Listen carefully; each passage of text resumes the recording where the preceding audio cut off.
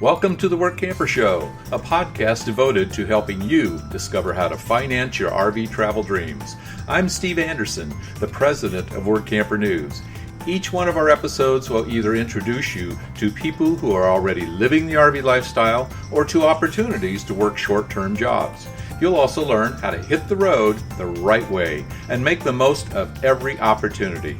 Now let's turn over today's show to your host, Greg Gerber. Thank you, Steve.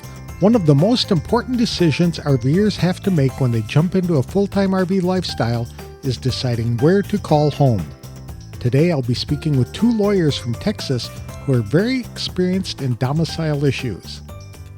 Today's episode is sponsored by Workamper News. With its Diamond and Platinum membership tools, Workamper News is much more than just a job listing website. When you put the tools of this professional service into action, you'll find out just how easy it can be to turn your work camping dreams into reality. The one-year memberships open the door to a one-stop shop for all things work camping. Being the original resource for work camping, you'll find the largest number of job listings, be able to connect with a community of work campers, and view resources compiled by experts who've been enjoying the RV lifestyle for many years. If you're serious about leading a successful and enjoyable work camping lifestyle, then a Diamond or Platinum membership is for you. You can even get started with a free 30-day trial by visiting www.workamper.com/trial. Embark on new adventures today with the support of Workamper News behind you. Shawn Loring is an attorney who is licensed in Texas and California. The former CEO of Escapees, he is also an experienced financial planner. His partner, Susie Adams, has been licensed for 40 years in Texas. Together, they work at Loring Law, and issues surrounding domicile is an area they are frequently asked to address.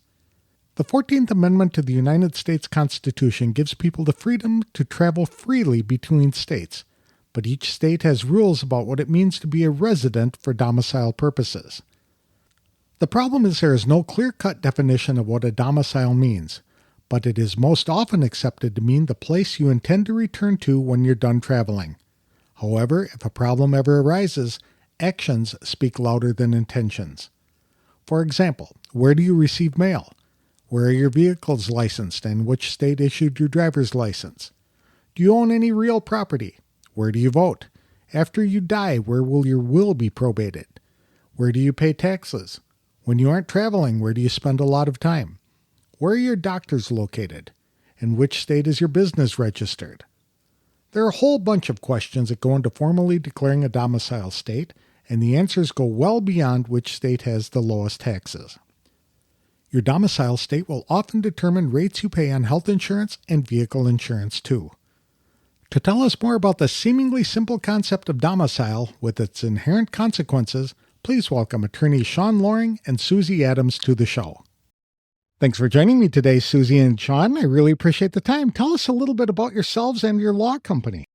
My name is Shawn Loring. I'm a licensed attorney in two states, California and Texas. Prior to finding my way into law, I had a career in finance and have operated a law firm and a financial planning firm sort of in connection with one another. I am also the former CEO and attorney for the Escapees RV Club.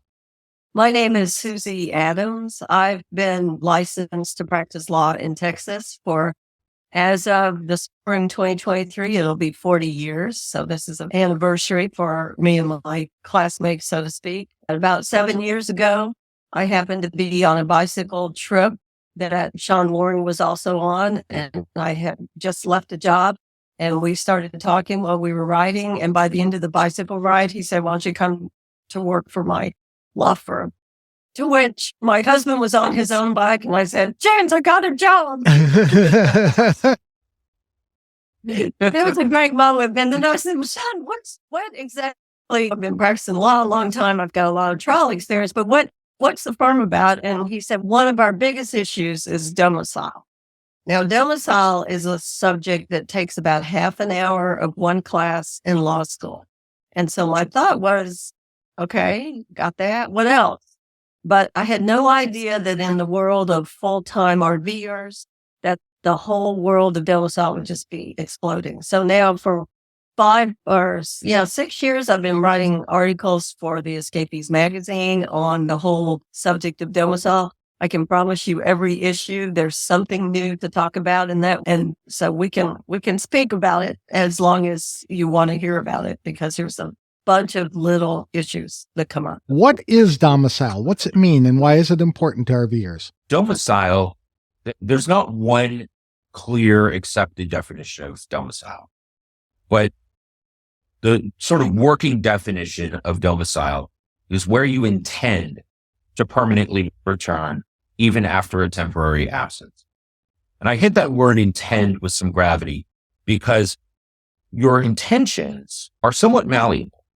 I can close my eyes right now and intend to be from Wisconsin. We were just talking about Wisconsin, right? And so that could be my fervent intent, is to be from Wisconsin. But when we're looking at domicile, what a court's going to do is they're going to look at factors. So it's not just you closing your eyes or me closing my eyes and dreaming up what I intend. It's domicile expressed through my actions, something demonstrable. Right? And there is a difference. And these two terms get a lot on the internet and sadly in law and cases. But there's a distinction between a domicile and a residence. Right? That domicile, again, is where you intend to permanently return. A residence is merely where you put your head down in. Just in broad strokes, you could have a residence on every street in America, but you have one and only one domicile. What I'm curious about, Susie, is how would a court look at this and start to find those factors? Now, that's partly why do we care, because the fact is there's a domicile that determines where you have your driver's license, where you register your vehicles, where you vote, which has become a big issue. And let's see, what are the other ones? Where you die, you will be probated in the place you call home, that domicile. So the court gets involved. The early courts got involved because of inheritance. And so the whole issue of domicile goes back to at least England in the 1700s. It's okay, if this person died here, but they called their home here, inheritance laws might change from one location to another. So they would fight for one location over the other. Still the same thing. The divorce is a big place where domicile, there's a lot of case law. But surprisingly, with all of the full-time RVers, now it's also an issue for full-time RVers as to where they call home. And the courts have got involved because, especially for tax problems, the local state will say, we think you live here and you owe state taxes. And the person will say, no, I live in, let's say, Texas, where there is no income tax. And then you'll have to prove it. So that's probably the biggest thing that comes up. Money. One question that I hear a lot from RVers is, how is it even legal? For example, I'm a Wisconsin resident, or was, and now I'm going to get in my RV and I'm going to be a full-time RVer, but I've decided that my domicile is going to be South Dakota. How is that even legal for me to be able to do that? That's a fantastic question. I'll take a stab at it and then Susie will come to the rescue. The short answer is that you have, by operation of law, you have to be connected somewhere. Are you a citizen of the United States? But you also are, in fact, making a connection to a state. And arguably, we've had discussions with our local district judge, one of our local district judges, that you're also making a connection at your county level. Okay. And you have one and only one domicile. It's really important at any given time. You're a citizen of the United States, and that affords you certain rights and privileges. And then you've attached to, let's say, Texas, where we're hailing from today.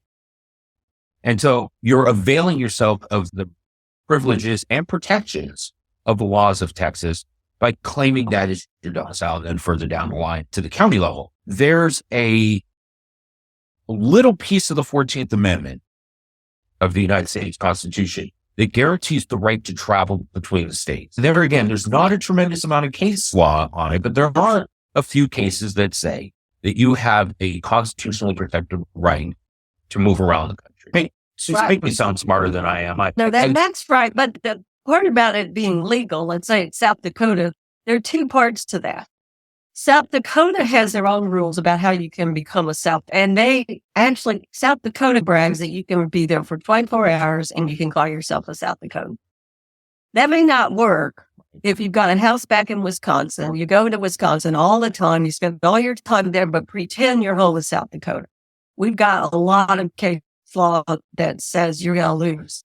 If you call South Dakota your home, it means that you have to make it the place where it's like your base.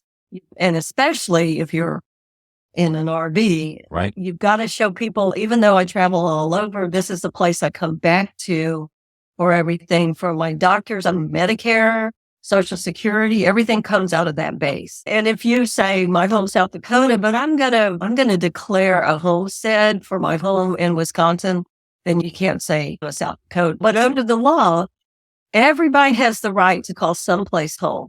And this has been litigated. If South Dakota, if that's your only place you can call home because you've taken your home with you and you have no other place that you actually have situated as a home, and then South Dakota says, sorry, you can't vote, you can't do this, you can't do that. There's a moment where I get to call someplace home. And then, and in the world of the escapees world, the local folks about 20 years ago brought a lawsuit saying, we don't think these people who kind of waltz in and waltz out can possibly legally call Livingston home. And it was litigated, and the court, went to the Court of Appeals, and they said, yes, you get the right to call this place home. So that's our best actual precedent legally. But underneath that is everybody has the right to call someplace home as American citizens. Shawn, you had mentioned earlier intention to return home. So I'm a Wisconsin resident and I hit the RV full time for a couple of years, and my intention is always to go back home. And I still have family back there, and I do go back there to visit and all of that.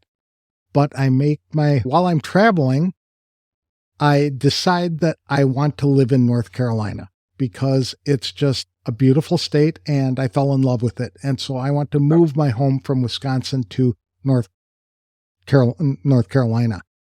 Is there a problem with doing that for people to change their minds?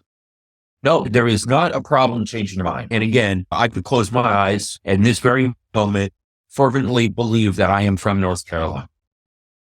But the rest of the world can't peer into my mind and determine the sincerity with which I've now made this selection. So the outside world, courts, other government institutions are going to look to the manifestations of that intent. And Susie hit on some of them. The courts are empowered, by the way, to look at anything in your life they want.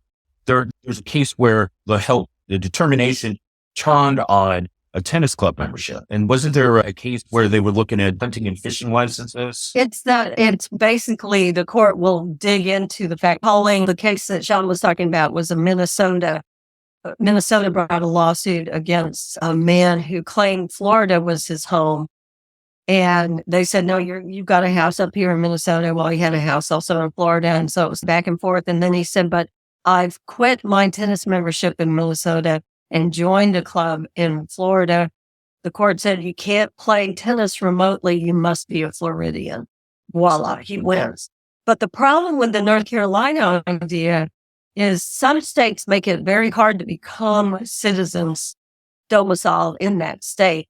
And one of the keys to states like Texas, South Dakota, and Florida is that they make that process pretty easy. North Carolina is not such an easy state. If you have a house there, that's one thing. But if you're just saying, I want to call North Dakota, North Carolina home, what address would you use? You got to have, and then you look at the rules of North Carolina and say, oh, to become a North Carolinian, you have to go through these steps. And a lot of times you've got to have a real address. You can't have a mail address. There's about 10 factors that get examined with some regularity. Susie hit on a lot of them, but let me just try to re-articulate them. Mail forwarding address. It seems to be the connection, the nexus of a lot of other factors. So you have to get a mail forwarding address somewhere, a driver license, right? If you're an RVer, ostensibly you have an RV. So vehicle registration becomes a touch. For folks to whom this applies, voter registration. as Susie was talking about, ownership in land. Now, it's not definitive. You don't have to own land or lease an apartment. You don't have to have a connection to land. But we have seen that when people start to make connections, like you were just saying, Susie, with the guy who had the house down in Florida, or somebody connecting to North Carolina to her house, your ownership or your treatment of land may affect your domicile. You are entitled to vacation homes. You are entitled to have rental properties without changing your domicile. So those are some of the easily identified touch points that courts look at in establishing or determining rather a domicile. Some of the softer ones are your professional connections. Let's use North Carolina as the example. Okay, if you earnestly are going to make North Carolina your domicile, maybe your doctor, your dentist, your financial planner, your attorney, your accountant, mechanic, maybe they're all from that same county or thereabouts in North Carolina. You don't have to go and change every single connection that you have. If your cousin is your accountant and you want to keep that relationship, by all means, keep it. But your professional relationships, we talked about tennis clubs, but other social connections. So religious institutions, community service organizations like Rotary, Lions, Elks, etc. Susie talked about your estate planning documents. That's another easy way to evidence that you are domiciled somewhere. Go have your wills and trusts and powers of attorney updated. Come in and sort with the laws of the new state. I would think insurance would factor into that at some point too. Yes. It has to. Yeah. Your vehicle insurance and your health insurance will come from the state Yes. and the county that you call home. In fact, Greg, you're hitting on it. That was going to be the next one is your business, what we call your important business papers. So your insurance policies, your investment accounts, your bank accounts should be reflective in some way of your domicile. You need to be careful there. There's going to be some crossover into the Patriot Act and go on there, but just be mindful of when you're putting an address down on a bank account, it's discoverable. And I would say lastly, and this is very common in the RV lifestyle, is what we in the biz call personalty, but it's basically stuff. You have a sticks and bricks home, right? You've got a sticks and bricks home and the dream of becoming a full-time RVer. You sell the sticks and bricks. You buy the tin can with wheels. Your grandmother's antique hutch is not coming on the road with you. You're not strapping it to the roof like the Clamvets. That has to be somewhere. And where that antique hutch goes creates a presumption that you're coming back to get it. You can overcome that presumption. But again, just being mindful that you have stuff that isn't in your RV that connects you back. Did I miss any of the ones there? Well, that's good. Very good. So with all those factors to take into consideration, is there a perfect state for domicile? Susie Adams. Is there a perfect state of domicile? I suggest anyone does is look at where you're spending the majority of your time. We'll go back to you, Greg, with your place in Wisconsin. Let's say you've got a place in Wisconsin, you hit the road, you don't know, you want to maybe move somewhere, but you don't know where. Keep the place in Wisconsin as your domicile while you do your own exploration and see which part of the country you come back to, where you can see yourself. That's where you're going to have everything we've talked about. That's where you need to have your driver's license registration. And I've suggested to people to put together just like a spreadsheet. Here are the 4 or 5 or 10 states that I'd like to call home. And then just start checking them off and make sure that you're not just jumping into this, I've got to be a South Dakotan because you're talking to other RVers who say, you got to be a South Dakotan. They may not fit that particular family. And that's what I'm most wary of, because especially RVers, but probably everybody, they all have views on what you should do. And they will tell you with great certainty that the only answer is to do whatever they did. And then you look back and you go, the difference is that couple was retired. You've got kids in school that you're homeschooling, or you just go into there's not one size that fits all. It's very much a very personal question as to where you call home. Definitely personal. Yeah. If there was one clear answer, this whole conversation would be about 30 seconds long. We'd say, everybody go to New Jersey, and that would be the end of the deal. But as Susie very articulately noted, there is no perfect answer. It's a very personal. With that said, we do recommend spreadsheeting some of this out, because some of it, that decision is going to be determined, or at least heavily influenced by we'll call financial or economic factors. So there are some key categories that tend to get evaluated with great frequency. One being taxes. Taxes cut two ways. You have income tax and a sales and use tax. So one of the reasons why Texas, Florida, and South Dakota bubble to the top of a lot of people's lists, no state income tax. Okay. Now, if you're going to go out and buy an RV, and that's a big purchase, sales and use taxes, they're beyond your mind because you could spend tens of thousands of dollars in sales and use tax. Now, some of this tax conversation changes if you're operating a business from the road. And again, we can spin off and do, a whole segment on taxation. But one thing is be mindful of taxes. Greg, you had mentioned insurance. Insurance is another one. And that cuts, again, a couple of different ways. Vehicle insurance. Obviously, we're insuring very expensive, large type vehicles, and health insurance. Some people are of the age where they're on Medicare. Other folks aren't. And so procuring health insurance becomes a challenge or something that needs to be, that you need to be mindful of. And your insurance rates are going to change county to county, maybe the zip code to zip code. Right. Another factor, this is one that doesn't get a lot of attention, but Susie and I try to focus on it in our lectures. Asset protection. Okay. You're bounding down the road. You've got, 30,000 pounds worth of vehicle behind you. And you hit somebody. Odds are you're going to win. Okay. They turn around and sue you. What can they get? And some of that is a function of the state that you're domiciled in. Certain states will protect IRAs, 401ks, that. When people are living in sticks and bricks homes and they own those homes, most states will offer some level of homestead protection, which means I could sue you till the cows come home and I can't take your home. Susie, I don't know if you've come across anything in your travels, but in my research, there are no states that will homestead protect an RV. Have you come across right. Yeah. There's That's nothing. right. So same scenario, right? You get the person, they turn around and sue you. Can they get your RV? Maybe we're back to an insurance question and solving that way. Maybe we're solving with legal instruments. There are solutions to this, but it should be something that the audience is mindful of. One thing that surprised me when I was full-time RVing is I was an Arizona resident and I maintained that as my domicile when I was on the road. But the big problem was that because I was living in the Phoenix area, the Department of Motor Vehicles required me to get an emissions test every year for my motorhome, which meant that I had to drive back to Phoenix before the license expired to get a silly emissions test, and then I could go back out and continue my journey. And there was no way around that. They were looking for me to come in there for that emissions test within a couple of weeks after I should have had it done. So that was something that I had never, ever considered when I was just starting out. And that's right, because here in Texas, there's an inspection requirement on all vehicles. And some people say that I'm going to choose Florida or South Dakota because I don't want to have to come to Texas once a year for that inspection.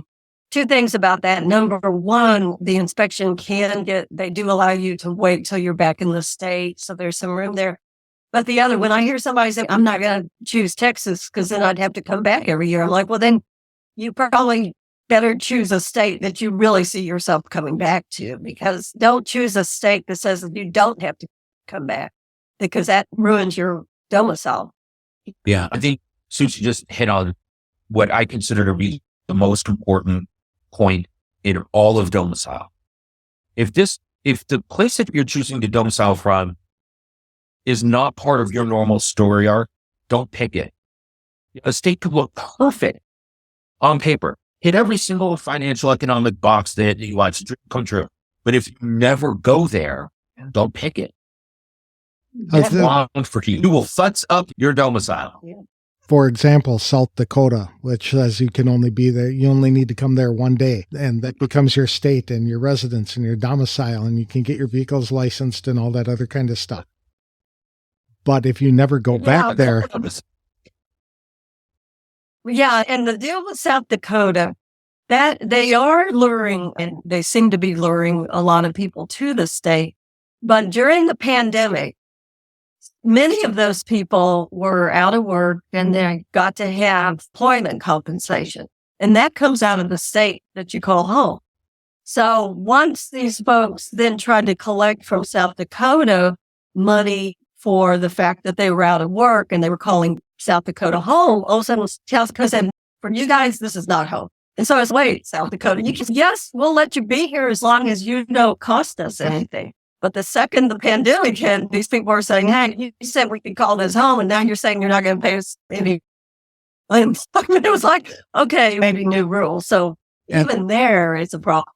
And the flip side, states who love taxes, who say, okay, you are a resident of our state, but now you declare yourself to be a South Dakotan. We're still coming after you for your vehicle registrations and all that other kind of stuff and your income tax because you have an apartment here, you've got your storage facility, you've got your bank accounts here, your mail is forwarded here, etc. You're coming back here regardless of what that says, which leads to another question. Is what do you do once you make a selection for domicile? Is there a form that you have to fill out to declare it, or what happens?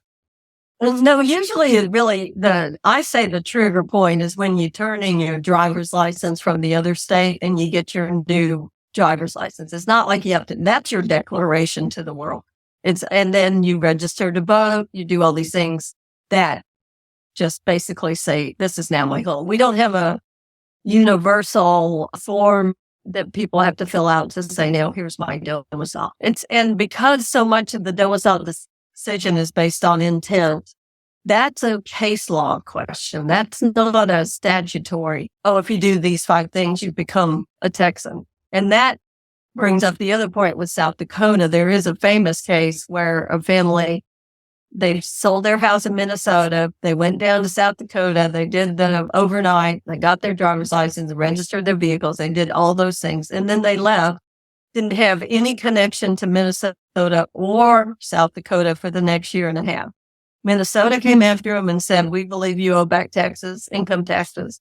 They said, no, we don't have anything in Minnesota any longer. And then Minnesota said, how much connection do you have to South Dakota? And because they had none, basically, besides that one day there, they lost. The family lost, and Minnesota got the back taxes plus interest plus penalties. So it's important to really and truly don't choose a state out of the blue. Choose one that will be your axis, your nexus, what else can we call it? The hub.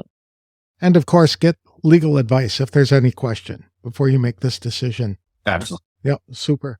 Is there a good time to switch domiciles? The ideal time to do that? You don't have to do it the day you leave on your RV trip, right? No, we encourage people to start getting their affairs in order months in advance, upwards of 6 months in advance. You can start making these elections, and you'll again need to secure a mail forwarding address. There's a number of different companies that provide those mail services. You're going to have applications that you're going to have to work up for vehicle registration. You're going to have to make some appointments. Some professionals that you're going to want to meet with, again, an attorney, an accountant, a financial planner, whomever, your doctor in your new area, you might have to book those a month or 2 in advance. So we do encourage people to get a running start at this. Greg, you had asked the question about forms, and I concur with what Susie said. This is not a check the box process. However, in the great state of Florida, and we have created something comparable for Texas, there are what are called affidavits of domicile or declarations of domicile. And although it's not some magic elixir that's going to cure all of your domicile issues, it's one more factor. It's one more point that you can refer back to that says, my intent is this. And you're making public record of your intention long before any litigation or events are being contemplated. And there's a little bit more of a trustworthiness that this was your intention because you're not doing any contemplation of getting out some circumstance. I think the question I had was more about mid-year, end of year, start of the year kind of thing for tax purposes, especially. No, but it's the other consideration that you were talking about that was important. But is it advantageous to start a new domicile at the start of a new year as opposed to in the middle of the year? I think sometimes it is just because accounting wise, it's easier, but no. And again, I think the trigger is that driver's license, but you can postpone the actual move till the beginning of the year. So maybe in the state you came from, you pay 11/12 of income tax. And then the last month, you don't have to do it that way. However, I heard from many people that accountants say, no, don't do it January 1st because that looks suspicious. And that part, I don't know. I'm not an accountant. I don't know if that somehow triggers an audit or something. But as far as just paperwork goes, I think it's easier to do it at the first of the year. So the worst case situation is you have to file 2 income tax returns for 2 different states in 1 year. Yeah, you might file one if you go to a non-income tax state. You might not have to file that second one, which also surprises people when they're Texans and they go, what? I don't even have to file an income tax statement in Texas. And we say, what's an income state? Income tax. But you still, She's still at the federal, but you don't have 2 state ones to file. Where can people get more information or talk to you if they have any questions? okay, we will give people one-on-one personalized advice for free. Our phone number is 800-260-1615. Again, 800-260-1615. Or they can find us on the old interwebs at loringlaw.com. loringlaw.com. Super. We'll help as best we can. Very good. I really appreciate your time talking about the domicile question. It's something that is top of mind for many RVers, and it always seems to open up a can of worms. So having you folks available to answer their questions, I'm sure will be very helpful.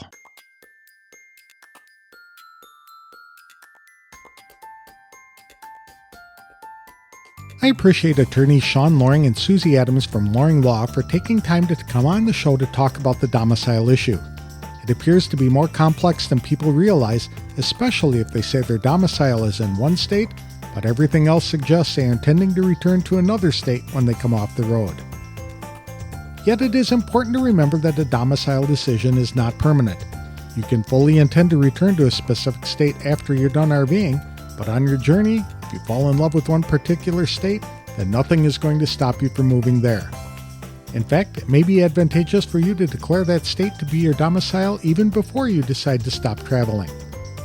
If you own a sticks and bricks home, your domicile operations are generally limited. But if your home is on wheels and it moves from state to state, then you have more options. Yet both Shawn and Susie admitted there is no perfect state for setting up a domicile. Each state has its own advantages and disadvantages based on your specific needs. For example, a business owner will have different needs than someone who is employed in short-term work camping jobs. People with a lot of assets will have more at stake from a domicile perspective than someone who can fit his or her entire life in the compartments of their RV. If you're ever in doubt about where to declare a domicile, Shawn Loring or Susie Adams would be more than happy to advise you on the matter to make sure all your I's are dotted and your T's are crossed from a legal perspective. That way, if anything ever happens on the road, you won't be in an uncomfortable and expensive position of having to litigate what your domicile really is. Shawn said his firm will give work campers personalized advice for free. So to connect with Shawn or Susie, visit www.loringlaw.com. Today's episode is sponsored by The Dreamer's Journey. It's an online course and community produced by Workamper News. Life is way too short to keep your dreams on hold, so don't be held back by fear because you were designed for more. Get started in the RV lifestyle the right way with this comprehensive guide. For just $29.95 for 1 year of access, Dreamers have unlimited viewing of 50-plus videos to learn things like what type of RV to buy, goal setting, how to budget for the adventure, developing a positive mindset, setting up a domicile, operating a small business on the road, plus everything about work camping, how to find the right job for you. Each video is 30 to 90 minutes long to give an in-depth coverage on every topic. There's no wrong time to get started, so for more information, visit www.rvdreamersjourney.com. That's all I have for this week's show. Next week, I'll be speaking with an employer from Michigan who needs work campers at several resorts in that state. I'll have more details on the next episode of The Workamper Show. Thank you for listening.